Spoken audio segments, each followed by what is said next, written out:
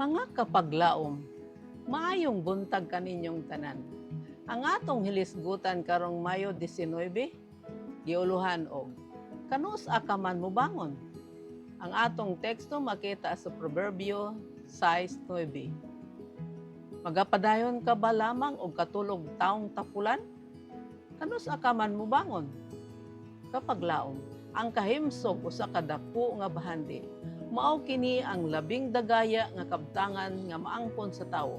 Ang kahimsog, dungog, ang nakatunan, may gugmaong mapalit kung kini anaa sa kawadon sa kalagsik sa panglawas. Wala niini nga mga naangkon nga makalipay kung ang kahimsog kulang. Usa ka makalilisa nga sala ang pag-abuso sa kahimsog nga gihatag sa Dios kanako. Kay ang matag pag-abuso sa maayong panglawas nagapaluya ka nato sa tibuok kinabuhi ug makapaadto ka nato sa atong kapildihan. Mikaylap na sa atong kinaiyahan nga himuong gabii ang adlaw ug ang adlaw nga gabii.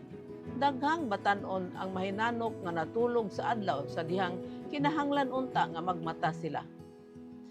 Kauban sa mga langgam nga sayo nga nagaawit ug nagalihok sa dihang ang tanan nga kinaiyahan nga mata. Kinahanglan nga ang mga batanon matulog ug magmata sa regular nga oras. Kinahanglan nga ilang tuyoon sa ilang kasing-kasing nga mailalom sa disiplina ug magabansay sa hapsay nga mga lagda.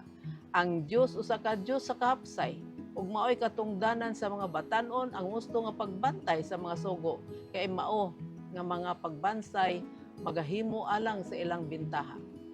Kay ang paglambo sa lawas mahitabo atol sa mga oras sa pagkatulog. Nan gikinahanglan ilabi na sa batanon nga ang pagkatulog regular ug insakto. Kadaghanan sa mga mahigugmaon sa kalipayan motambong sa uso nga ginabii nga mga pagtigom ug magagahin diha sa kulbahinam nga mga kalingawan sa panahon nga gihatag sa Dios kanila alang sa hilom nga pagpahuway ug pagkatulog aron sa pagpalagsik sa lawas.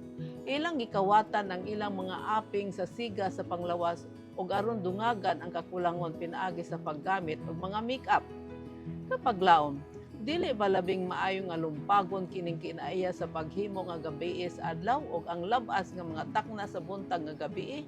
Kung ang mga batanon magahulma og mga kinaiya sa kahusay ug kahapsay, sila magalambo diha sa panglawas, diha sa espiritu, diha sa panumduman ug sa disposisyon. Magampo kita.